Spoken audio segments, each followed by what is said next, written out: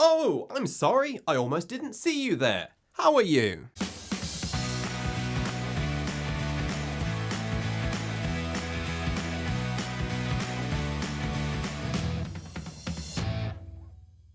Hello, I'm Julian Northbrook, the language punk. One of the most interesting books I have ever read is this one, Don't Sleep, There Are Snakes by Daniel Everett. In a nutshell, Everett was a Christian missionary. He went to live in the jungle with a tribe of Amazonian Indians called the phatic. He went there to spread the word of God. However, his experience living with the phatic was so profound that he ended up giving up Christianity and becoming a linguist instead. He then went on to do some very important work in the field of linguistics, some of which challenged the ideas of universal grammar. See this video for an explanation of that. One of the things that Everett talks about in the book is phatic communication, or rather, the lack of phatic communication in the phatic's language. Phatic communication is extremely important in English, as it is in most languages. Put simply, phatic communication is the language that we use not to convey or ask for information, but rather to connect with someone, to set a mood, to show goodwill, to show respect for someone. For example, when we say something like good morning, we are not commenting on the fact that it is a good morning. No, we are acknowledging the existence of the person we are speaking to.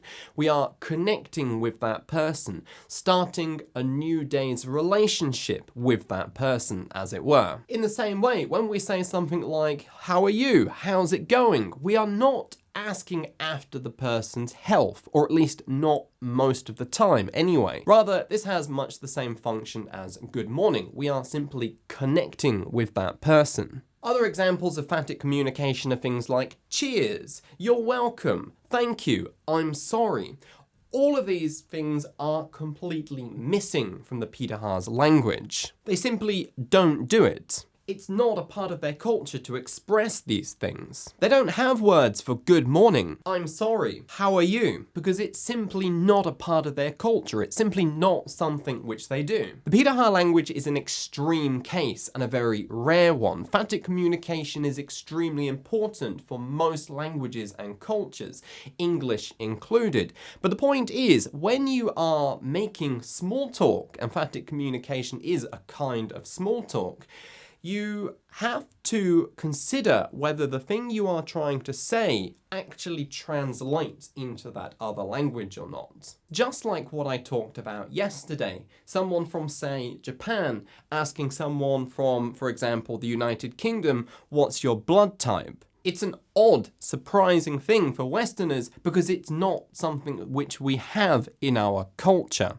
In the same way, saying I'm sorry to someone whose culture does not have I'm sorry doesn't really make much sense. Again, this is an extreme example, but the point is, if you are struggling with small talk in English, ask yourself, are you stubbornly trying to communicate things that exist in your culture, but not in the culture of the people you are talking to?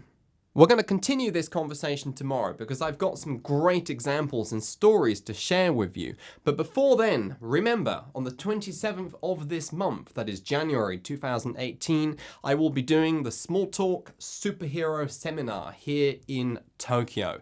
For information and the place to book your ticket, click on the link in the description. You'll also find a link to Daniel Everett's book, Don't Sleep, There Are Snakes, as well as several links to EES lessons that deal with phatic communication and using it smoothly and effectively yourself in conversation.